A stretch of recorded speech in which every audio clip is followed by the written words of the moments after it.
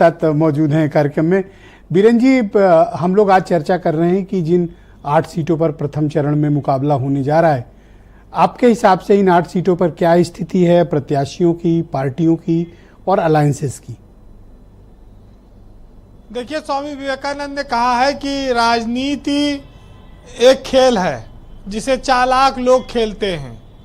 सारी राजनीतिक पार्टियां प्रत्याशियों के चयन में लेट कर रही हैं। 8 सीटों पर उत्तर प्रदेश में प्रथम चरण में कल से मतदान शुरू हो जाएगा और चुनाव एकदम शुरुआत हो जाएगी और प्रत्याशी का पता नहीं। तो स्वाभाविक है कि ये एक दूसरे की ओर देख रहे हैं कि किसका टिकट कटे और हम उसे अपने यहाँ से टिकट दे। तो एक बात तो ये साफ हो गई कि ये जरूरी नहीं कि जो पार्टी में लंबे समय से निष्ठावान कार्यकर्ता रहे हैं उनको टिकट मिलेगा। सभी दलों का ये हाल है। खासतौर से बिजनौर, रामपुर, पीलीभीत, ये 3-4 सीटें इसमें ऐसी हैं जिन पर सबकी निगाह लगी हुई है।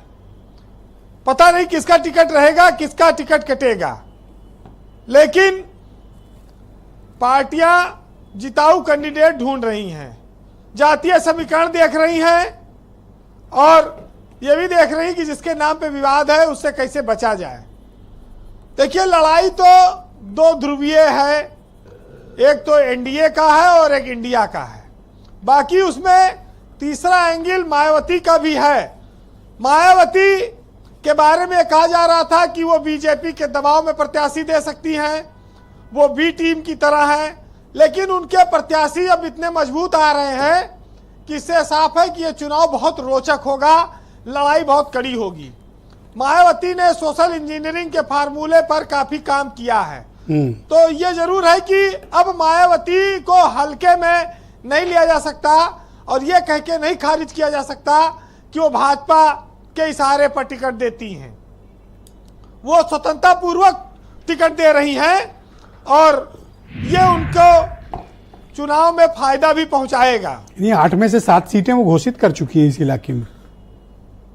मिर्जा जी, ये साफ है कि मायावती ने संदेश दिया है कि वो किसी दबाव में नहीं है और न किसी गठबंधन में है।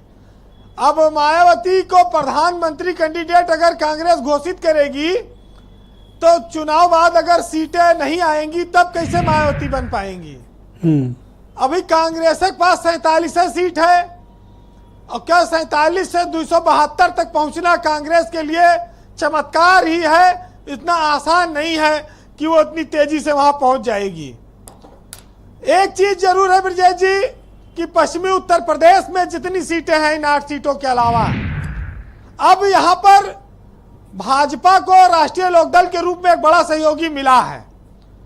लारलोद ने तो अपना लगभग सब कुछ हासिल कर लिया है, अब उसके भाजपा को वोट दिलाने की बारी है। जयंत चौधरी ने मंत्री पद भी ले लिया उत्तर प्रदेश में, एमएलसी भी बनवा लिया और आजकल वो सत्ताधारी दल के जुड़े हुए नेता कहलाए जाने लगे हैं। और नहीं ट्रांसफर करा पाए तो अब उनकी जिम्मेदारी वोट ट्रांसफर कराने की भी होगी, क्योंकि बड़ी हसरतों और उम्मीदों के साथ उनको भाजपा ने अपने साथ मिलाया है जी। उनकी सब ख्वाहिशें पूरी कर दी हैं। इतनी कठिन शर्त तो बीजेपी ने नहीं रखी होगी इनके सामने जितनी आपने परिस्थितियां पैदा कर दी। बस खाली एक विभाग जो है थोड़ा वो वैज्ञानिकों वाला दे दिया, लेकिन उस पर भी लोग निराश नहीं है। एक नेता ने कहा कि हमने अपने छत पर रॉकेट बनवा दिया है और जब चुनाव जीतेंगे तो छत से छोड़ेंगे। अब की बार ये चमत्कार भी होगा। तो भाजपा अपने सहयोगियों के लिए दिल खोल कर लुटा रही है, इसमें कोई शक नहीं है। अब ये देखना होगा कि सहयोगी दल उनके लिए कितना फायदेमंद है जी। हर दल सत्ता चाहता है, विकास की बात करता है, लेकिन विकास के नाम पर उसकी पतंग खाली ऊपर ऊपर हवा में उड़ती है, नीचे पर ज्यादा लोग उसका लाभ नहीं पा पाते हैं। मतदाता भी अपनी जाति को हमेशा वरीयता देता है, उसको विकास से कोई बहुत मतलब नहीं रहता है। तो सड़क, खड़ंजा, नाली, सीवर, अनियोजित विकास, ये सब जाति के आगे छूट जाते हैं, गौड़ हो जाते हैं और मुफ्त की योजनाएं आकर्षित करती हैं, सरकारी धन मिलना आकर्षित करता है। लेकिन सबसे बड़ी बात यह है कि जो बोया है वही तो काटेगा। जब तक विपक्ष में थे खूब कोसते थे सत्ताधारी दल को रात दिन, अब सत्ता मिली तो रोज कसीदा पढ़ना है। तो ये रोहित के सामने बड़ी मुश्किल रहती है। जितने खेल हैं सियासत के वो सब खेलने पड़ रहे हैं लोगों को। जी वीरेन जी, जो बड़े बड़े बदलावों की बात कर रहे थे, जब बदलने की बारी आई तो खुद ही बदल गए।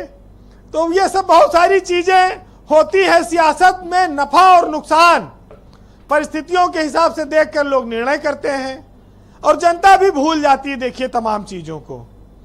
बहरहाल एक साहित्यकार ने लिखा है, सुनिएगा,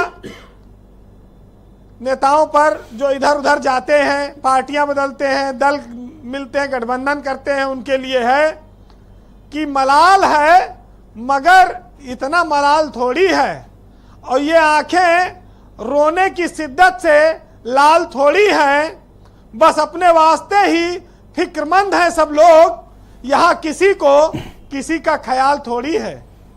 और मजा तो तब है कि हम हार कर भी हंसते रहे, हमेशा जीत के जाना ही कमाल थोड़ी है, और लगानी पड़ती है डुबकी, उभरने से पहले गुरूब होने का मतलब जवाल थोड़ी है। बहुत शुक्रिया वीरेन जी, आपका बहुत बहुत धन्यवाद ग्राउंड जीरो से अपने इनपुट, फीडबैक और पॉलिटिकल ऑब्जर्वेशंस हम तक पहुंचाने के लिए।